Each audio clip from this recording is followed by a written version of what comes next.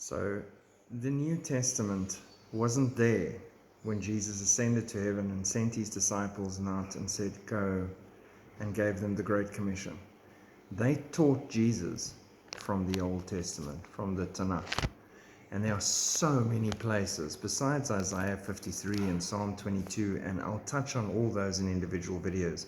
I'm going to give you one silly example right now from Psalm 107. I'm going to touch on a few various verses. In the beginning, you're going to think, maybe he's reaching, and then your eyes are going to start bulging.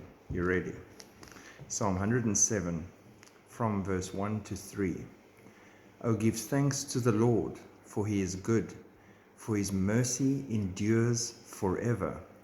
Let the redeemed of the Lord say so, whom he has redeemed from the hand of the enemy, and gathered out of the lands from the east and from the west, from the north and from the south. Speaking of the redemptive act of the cross that Jesus would perform. We, the redeemed, not just the Jews, but the Gentiles, slave and free, from the north, south, east, and west, he redeemed us all. That speaks to that redemption. Verse 19. Then they cried out to the Lord in their trouble, and he saved them out of their distresses. He sent his word and healed them and delivered them from their destructions. This speaks of Jesus, the Word of God. In the beginning was the Word, and the Word was with God, and the Word was God. He sent his word and healed them and delivered them. He is our deliverer. Okay, jump to verse 23 onwards. Those who go down to the sea in ships, who do business on great waters, fishermen, they see the works of the Lord and his wonders in the deep. For he commands and raises the stormy wind, which lifts up the waves of the sea. They mount up to the heavens.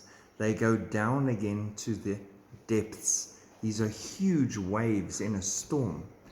Their soul, the sailors, melt because of trouble. They're fearful. They reel to and fro and stagger like a drunken man. The boat is being tossed all over the stormy waves. And they are at their wits' end. They don't even have skills to handle the storm. It's too powerful.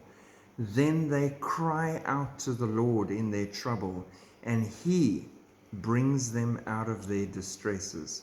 He calms the storm so that its waves are still. Then they are glad because they are quiet, so he guides them to their desired haven. That is Mark 4, the story of the storm and how they woke Jesus in the boat, and he spoke and calmed the storm. There it is in the Tanakh, Psalm 107. There are so many instances like this, and I will be sharing with you in the time ahead. God bless. Keep looking up. Shalom.